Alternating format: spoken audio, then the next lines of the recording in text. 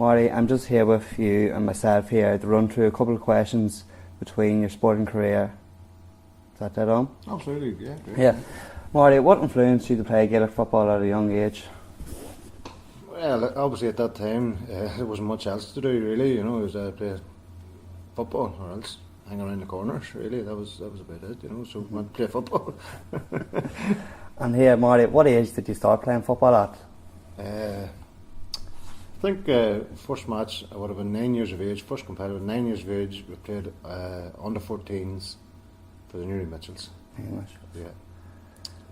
Yeah, we don't go with that, but obviously a long time ago. And Marty, who was the main person you looked at outside of football life who stood out for you at a young age? Outside of football? Yeah.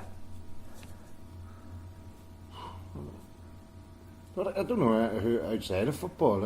Anybody that was influenced me was always involved in football. Mm-hmm. Even your parents obviously, are brilliant people but your parents are your parents. They were the main person, people that stand out for you. Yeah, absolutely, without a shadow of a doubt, yeah. Marty, when you were playing at a young age with the Bosco, when was your prime time, as we call it now? Your underage years. What was your best years at underage football? At underage, I didn't play with the Bosco. When underage, I played with the Mitchells, Newry Mitchells, and when we were under 14s, under 16s, minors, we were just winning championships and leagues at will. There's nobody could compete with us whatsoever. No one stopping you at all, really. Just a team to beat then. Yeah, Mitchells at the youth level at that time, we were the team to beat. Even nobody could beat us. I know we did. Sorry, we did lose a minor championship final. Two minor championship finals.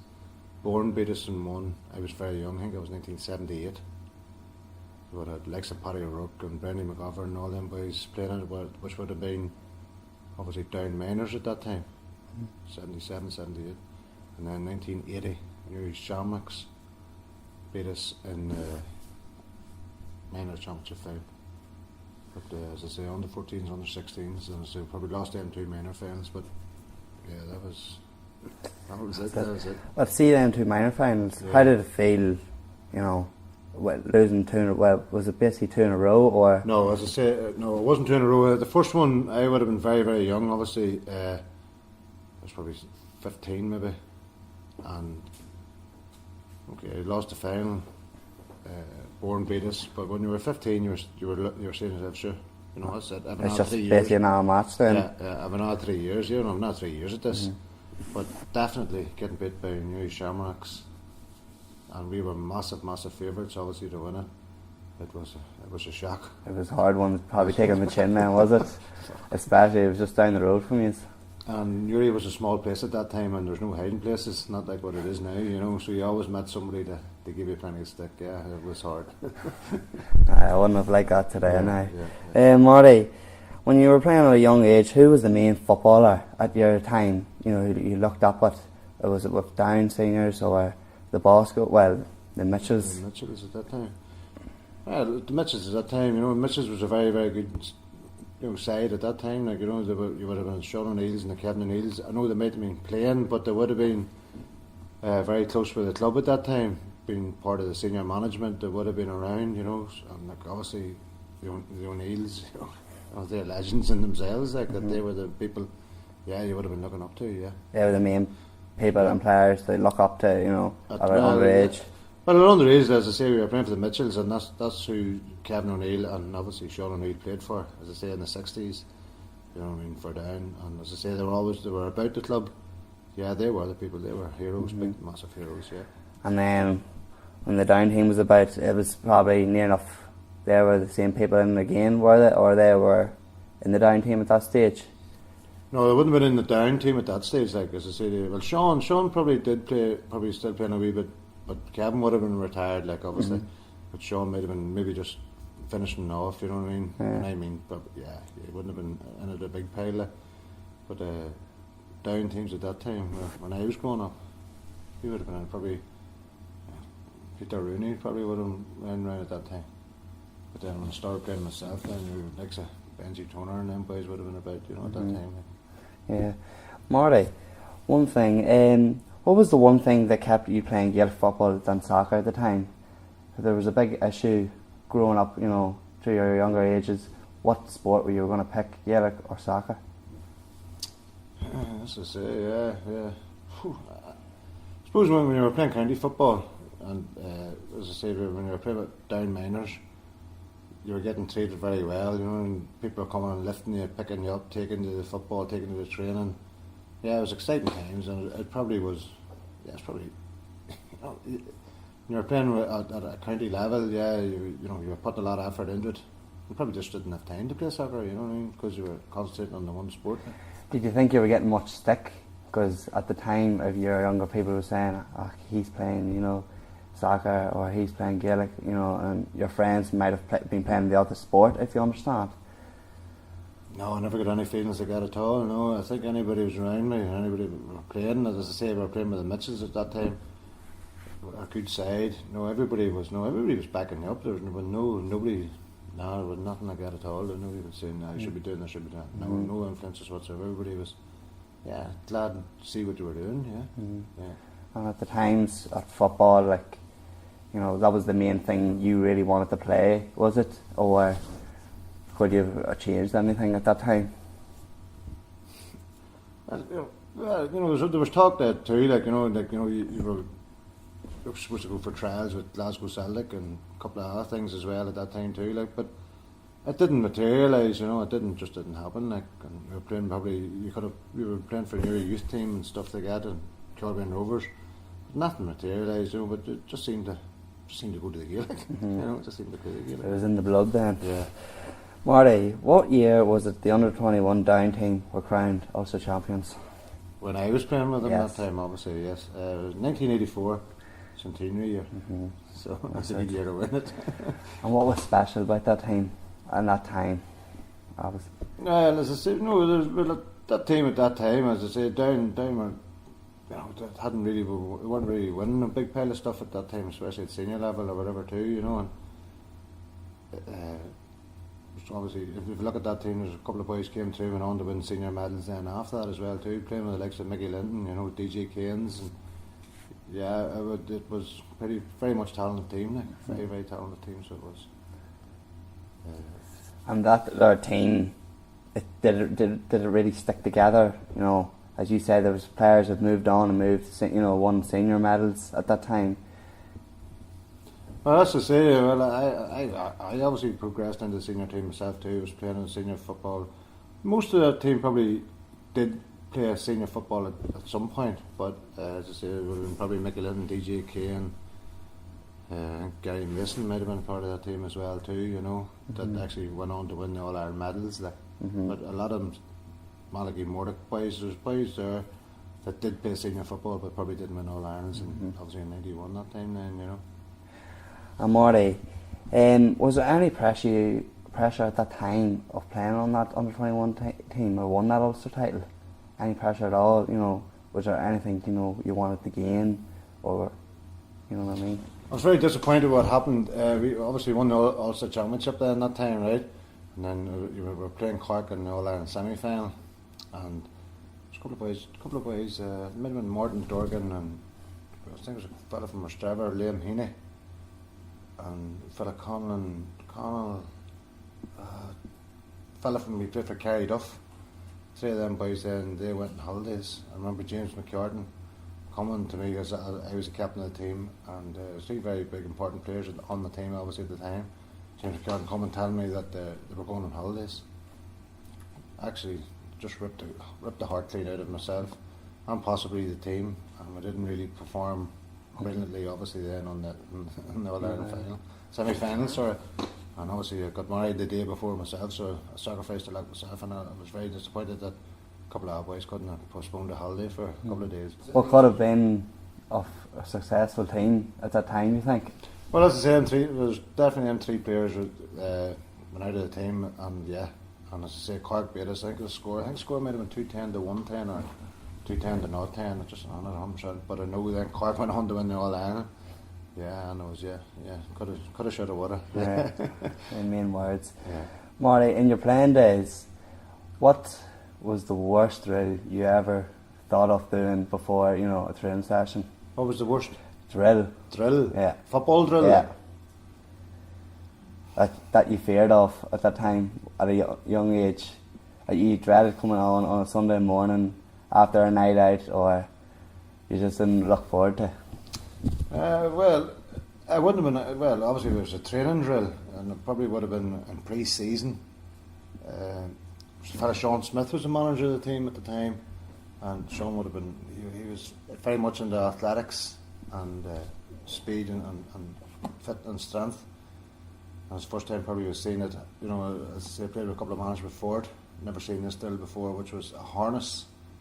Right, put the harness obviously around you, and you had to pull a person, and they were holding you back as hard as they could. They were actually digging the grass up, holding you back that hard, and you had to go right across the pitch, and you had to probably do about, I forget, maybe it was about 10 of, and that was a nightmare. Yeah, that was a nightmare. If I do anything else, but that wouldn't have come to worse than Sandy's Hill then, was it? Most definitely. And I can tell you, a lot of boys really dug their heels and make us suffer. Yeah, but that was part of it. Yeah, and that was a hard set. That was the hardest thing ever. Sorry, not the hardest thing ever. The drill that I did dread. Yeah, definitely. And Marty, when you hanged up your boots, what year and age were you at that time? When I hung up a boots, playing what, county football? Yeah, or both of them. Well, as I say, what happened with the county football then, it was my decision then. I didn't go back on it. The fella took over the panel at that time, and I didn't think he really wanted me in the panel. And had a chance to play League of Ireland, soccer League of Ireland, down with Monaghan United at the time. So I took that opportunity and went down and played there in the League of Ireland. And then obviously that was sort of county football then. It stopped then, But obviously I played on soccer at League of Ireland standard, and then still playing club football then, so I was obviously going to transfer then to Glasgow. I played club football, but I think I got to, when I was 32 when I stopped playing club football then with Glasgow, but I played soccer football at local level then obviously until I was over 40. And through your years, did you pick up any serious injuries, that could have made you stop playing football at any age? I have to say I was very lucky. I didn't break any bones, but obviously you got the well, not so much cartilage, your sore knees and cartilages in your knees and ligaments, ankles, knees, possibly dislocated shoulders, teeth knocked out. But no, nothing. It could have stopped you? Nothing that stopped, no. Definitely nothing that stopped me, Very lucky, obviously, as I say, they lasted as long as they did, yeah, definitely. Many people don't at these days, when you think of it, hang off the boots after a while, they call it a day. Well, that's what I'm saying, obviously when you went into management, there's boys coming to you and all sorts of injuries, and they were telling you this, that and that. When we were playing football, and I know you've heard this 1,000 times, I didn't think them injuries ever existed, No. We just got up and got on with it. It was just a wee bit of water and... Yeah, just magic sponge, that's for sure. I know, that's what you still get down the road, down Jennings Park. So well, it worked. It worked at certain stages, didn't it? Yeah, definitely. And when you were playing with Newry Celtic at that level, what was your honours? Well, your favourite honour at that time of playing football? Well, when we started playing with Newry Celtic, we took it obviously very serious. We started training. I got the boys to put a bit of a professional attitude into it. We got Glasgow, we got lights. We were training 2 nights a week. Had a really, really good team together, and we won medals to Shields, and we obviously got very close to winning the Junior Cup. We were put out in the semi-final at one stage on a protest, which was gutting.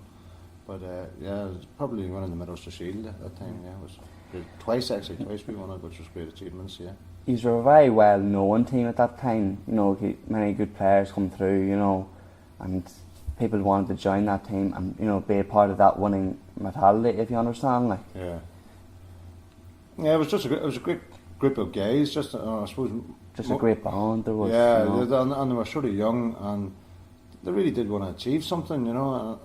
don't know how often that comes along, you know, but that bunch of boys we had and see, but obviously I had a brother playing in the team, the Griffins. There was 3 or 4 Griffins, there was Downies, there was Dorkins, you know, there was 3 or 4, maybe 5 sets of brothers, which probably did help in that as well too, you know, to keep the bond there, you know what I mean, like, which was great, like, I wanted to train, I wanted to do something, you know. Yeah. And then, Marty, at your time with Mary Celtic, did you have any regrets? Putting you on the spot there. Yeah, any regrets, yeah, life's full of regrets, but, you know, yeah, loads of regrets, yes, but the only way I look at it is, no regrets.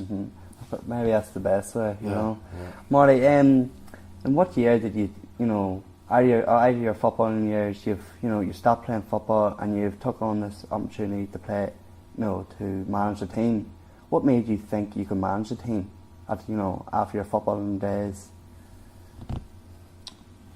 I think probably I got into it by accident maybe, because I was still playing first of all, and obviously it was Jim Heaney came in to manage Newry Celtic that time, and I was playing, and Jim says to give him a hand, and I said yes, but it was probably easy because I was still playing. I was training the boys on the pitch, and it really was only a matter of me and Jim sitting down on a Thursday or Saturday morning to pick a team.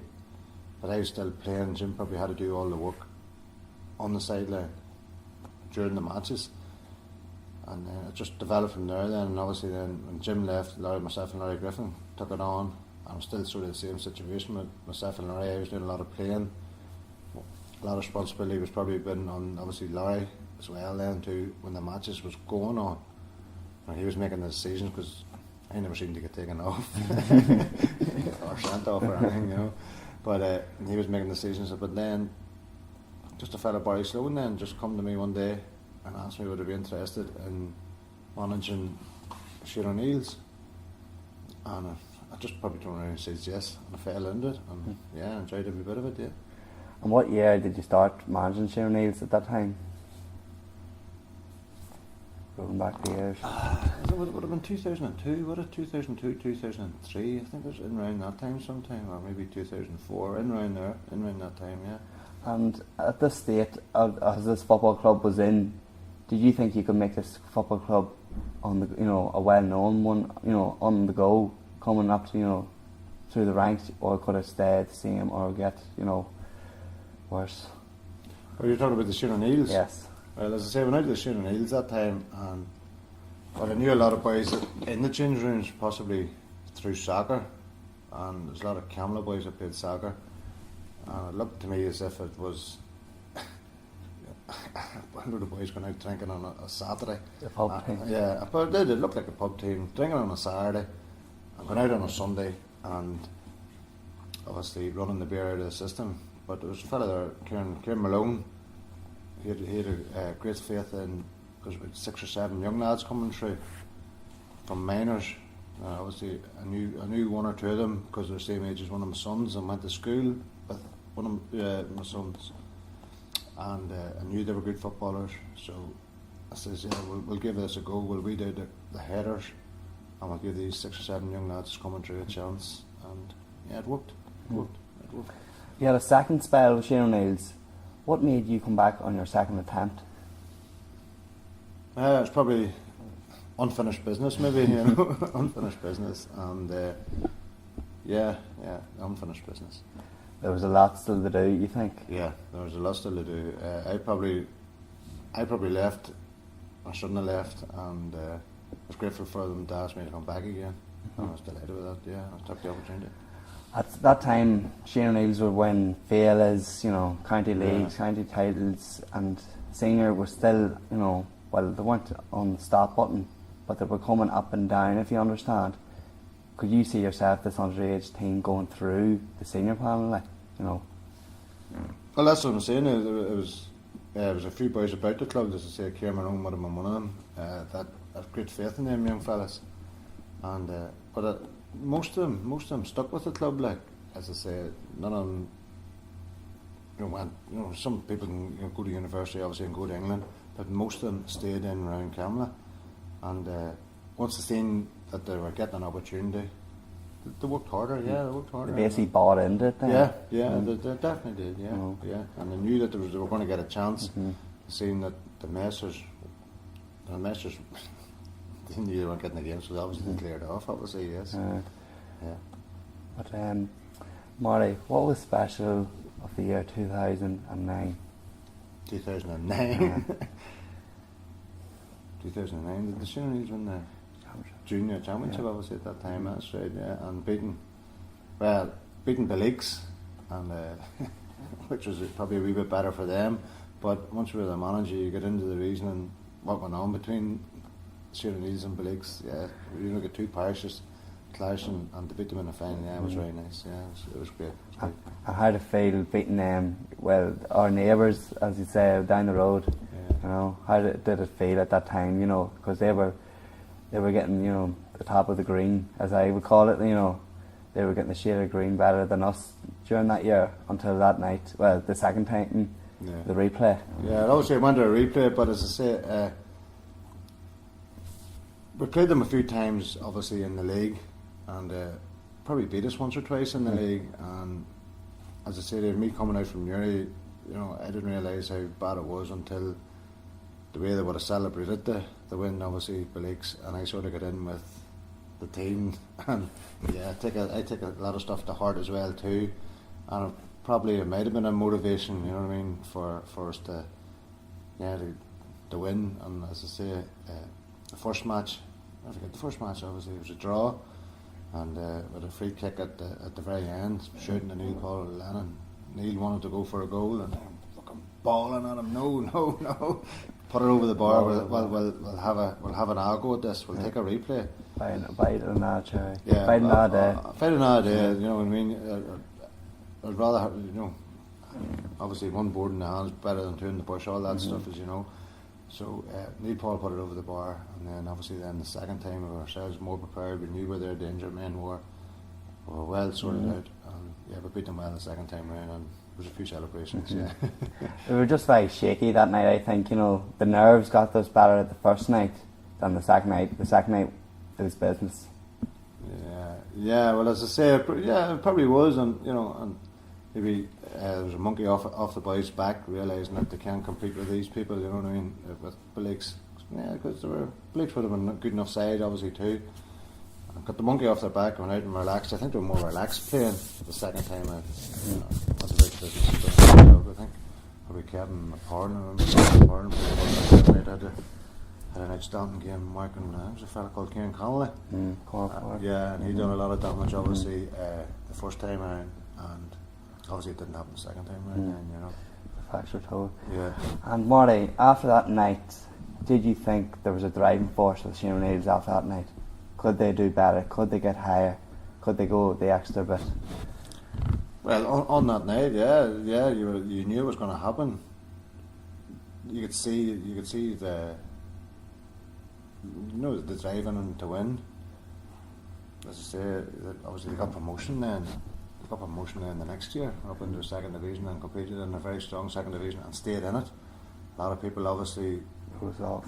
Yeah, wrote off by all the time. People was coming to me and saying, "Do you want to go up?" And I couldn't believe what people were saying. Not in the club, certainly not in Shinnery's club, in other clubs, saying, "Did you want to go up?"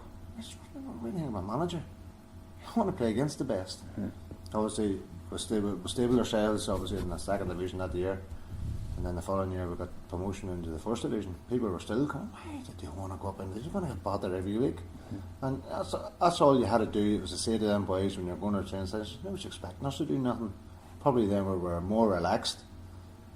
We were going out in the games, possibly teams thinking that they're going to hammer us. We were catching them on the hop, and it worked out brilliantly again then for us in the first. A lot of teams would have thought after going in Division 2 and then going in Division 1 that Shane O'Neill's were going to lie down. Yeah. There was a few upsets that year, as I can remember. Well, I have to say, one of the greatest games I can remember now, but it was fantastic. But it was a night up in the Abbey. We played against Cullyhanna, and Cullyhanna, I was working with guys from Cullyhanna, and Cullyhanna guys actually think that they could beat Crossmaglen in a championship final, you know, which is brilliant. You know, you're allowed to do all them things.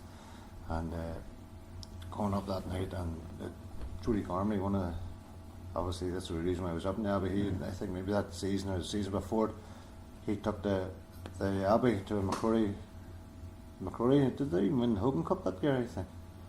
But anyway, he was a manager and a great reputation, and obviously Cully Hanover's bounce and feel good factor. Maybe 600-700 people are watching the match. Out comes the Shane O'Neill's and it was a fantastic game of football. I have to say, adrenaline was flying. Just me, Cully Hanover were great losers too, as I say. Shook hands and gave everything. And I have to say, for the whatever it was, I say there were many fans. It was great entertaining night's football, no question. A lot of people thought we were going to lie down that year. You know, this team was just only up here for a game of football. Did you think at any stage the Shane were going to lie down at that time? Well, if they were going to lie down, for a start, if they were going to lie down, I wouldn't have been part of it. You know, you don't lie down to anybody. You know, if you're going to be there, you give it everything, and that's my motto. And I can't see that ever changing. Marty, just an all overview of Shane O'Neill's. What was your greatest moment of managing at that time? Greatest moment? Well, you know, yeah, certainly you won championships and you know, and get promotion, and we won a lot of trophies when we got getting into Division 1. Biggest moment for me was I have to say this. Yeah, it would be the year that we stayed in the league in Division 1. To stay in it and just to stay in it comfortably. That was fantastic, yeah, most definitely. Just a lot of people wrote us off. If you think of it again, I'm explaining this over and over nearly enough. People thought this team is going to, they're only up for a game of football, and as you said, we finished, at bottom. No, we finished comfortable, sixth in the league that year. Yeah, that's right. As I said, I wouldn't be managing a team if I didn't think to compete and win. Certainly wouldn't be about anything like that. But as I say, there might have been a wee bit of element of surprise for the other team, thinking that there was only a matter of turning up. But that's their problem, not Shane O'Neill's problem. You know. And then there was times, there was low moments. Do you regret anything being out the road? As I would say.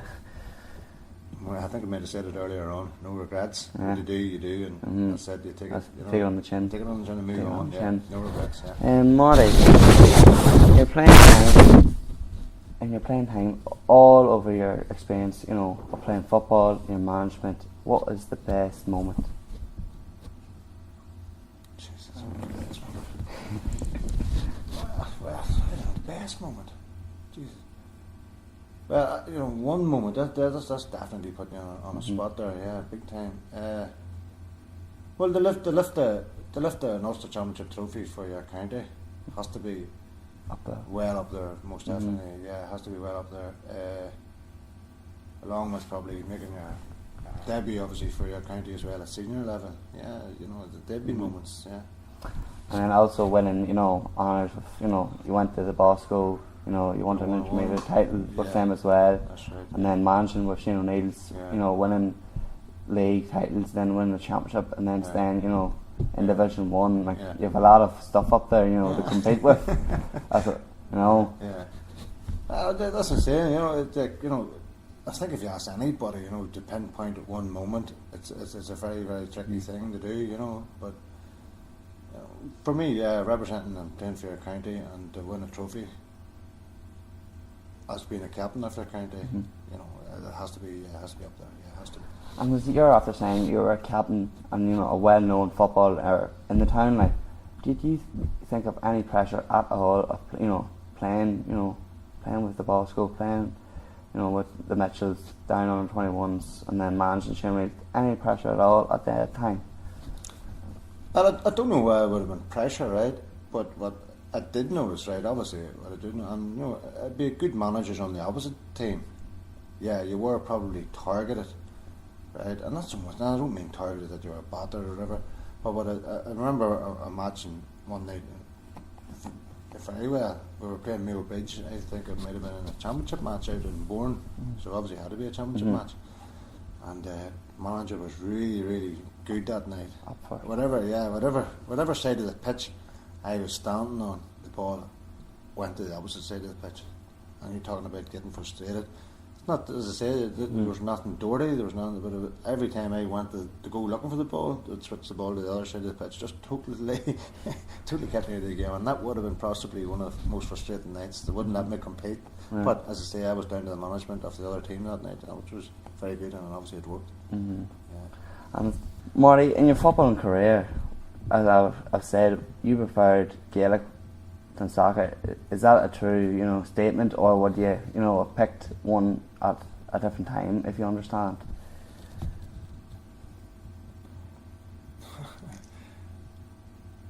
No, I don't know. No, it's just the way it worked out. You know what I mean? When I was playing Gaelic, and then obviously, as I say, when I stopped playing Gaelic, I did have an opportunity then to play League of Ireland soccer. So it just worked out. That's the way it worked out. It's basically when the Gaelic was over. It happened at that. You know what I mean? Like it happens at all. It happened when I played soccer. It happened when you played soccer. Like, yeah. But then, as I'm saying again, your main focus, as you said, you played Gaelic football, county and club, and then the League of Ireland. What was the difference between them? League of Ireland, you're getting paid, and it was hard times at that time when you were in a family, and the few pound that you were getting, I can tell you, it was a big help. It really was. And was there any pressure, for the few pound or playing for a county team, Well, no. As I say, when you're getting a few pound, and I go back to it, and I know that we're around two young boys, and Christmas was coming. And say, you know what I mean. And yeah, Santa Claus had to be sorted out, and that's the way I looked at it. Yeah, there you go. There's a few pound, and that's what happened. Yeah, they were saving the money for them same situations. That's right. Yeah. So it worked out great. at that time, anyway. Well, they'd be getting a few more, than. I'd say there's a few of them boys would be. If had my skill, they'd be well paid now. Marty, I would just like to thank you, for your time coming down here, to the SRC, and sharing your sporting career with me. Thank you very much, Marty. Thank you. Thank you. Part of brilliant. Great to be asked. As I say, thank you. Thank you.